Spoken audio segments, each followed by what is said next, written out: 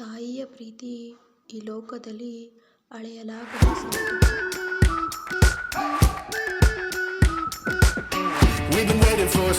ತಾಯಿಯ ಕಣ್ಣೀರಿನ ಕತೆ. ಒಂದು ಚಿಕ್ಕ ಹಳ್ಳಿಯಲ್ಲಿ ರಾಮು ಎಂಬ ಹುಡುಗ ಇದ್ದ. ಅವನ ಮನೆ ತುಂಬ ಬಡವನಾಗಿತ್ತು. ಅವನ ತಾಯಿ ಲಕ್ಷ್ಮಿ ದಿನಗೂಲಿ ಕೆಲಸ ಮಾಡಿ ರಾಮುವನನ್ನು ಓದಿಸುತ್ತಿದ್ದಳು. ರಾಮು ಓದಿನಲ್ಲಿ ತುಂಬ ಚುರುಕಾಗಿದ್ದ. ಆದರೆ ಅವನಿಗೆ ಅವ್ರ ಮನೆ ಬಡತನ ಸ್ವಲ್ಪ ಚೂರೂ ಇಷ್ಟ ಇರಲಿಲ್ಲ. ಶಾಲೆಯಲ್ಲಿ ಸ್ನೇಹಿತರು ಹೊಸ ಬ್ಯಾಗು, ಹೊಸ ಶೂ ತೊಟ್ಟಿರೋದು ನೋಡಿ ಅವನಿಗೆ ತುಂಬ ನಾಚಿಕೆ ಆಗ್ತಿತ್ತು. ಒಂದು ದಿನ ರಾಮು ತನ್ನ ತಾಯಿಗೆ ಹೇಳ್ದ, ಅಮ್ಮ, ನನಗೆ ಹೊಸ ಶೂ ಬೇಕು, ಎಲ್ಲರೂ ನೋಡಿ ನನ್ನ ನಗ್ತಿದ್ದಾರೆ ಅಮ್ಮ. ಆಗ ಲಕ್ಷ್ಮಿಗೆ ಕಣ್ಣೀರು ಬಂತು. ಆದರೆ ಅವಳು ಹೇಳಿದಳು, ಮಗ, ಇನ್ನೂ 2 ದಿನ ತಾಳು, ನಾನು ಹಣ ಸಂಪಾದಿಸ್ತೀನಿ. ಆಗ ಆ ರಾತ್ರಿ ಲಕ್ಷ್ಮಿ ಊಟ ಮಾಡದೆ ಮಲಗಿದಳು.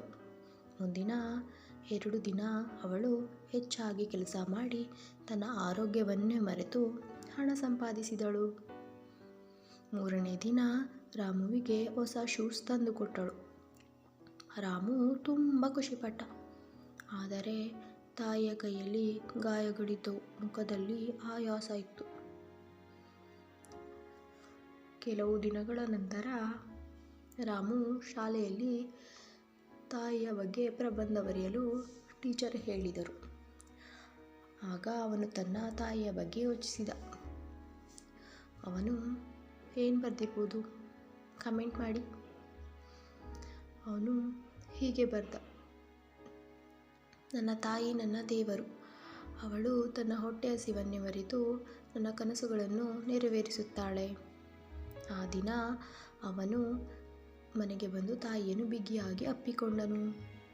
ಅಮ್ಮ, ನನಗೆ ದುಬಾರು ಶೂಸ್ ಬೇಡ ಅಮ್ಮ, ನೀನೇ ಸಾಕು ಅಮ್ಮ.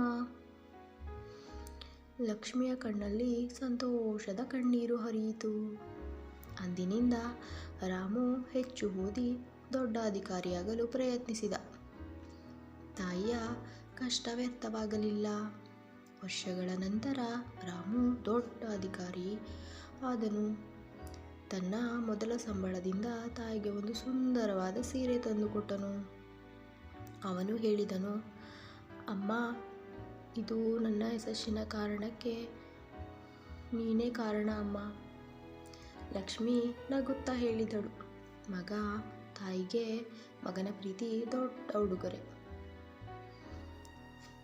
ಇದರಿಂದ ನಮಗೇನಪ್ಪ ಅರ್ಥ ಆಗುತ್ತೆ ಅಂದರೆ, ತಾಯಿಯ ತ್ಯಾಗಕ್ಕೆ ಬೆಲೆ ಇಲ್ಲ.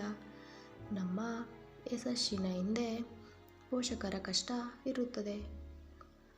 ಅವರಿಗೆ ಗೌರವ ಕೊಡೋದು ನಮ್ಮ ಕರ್ತವ್ಯ. ಇಂತಹ ಇನ್ನಷ್ಟು ಕಥೆಗಳಿಗಾಗಿ ನಮ್ಮ ಚಾನಲನ್ನು ಸಬ್ಸ್ಕ್ರೈಬ್ ಮಾಡಿ.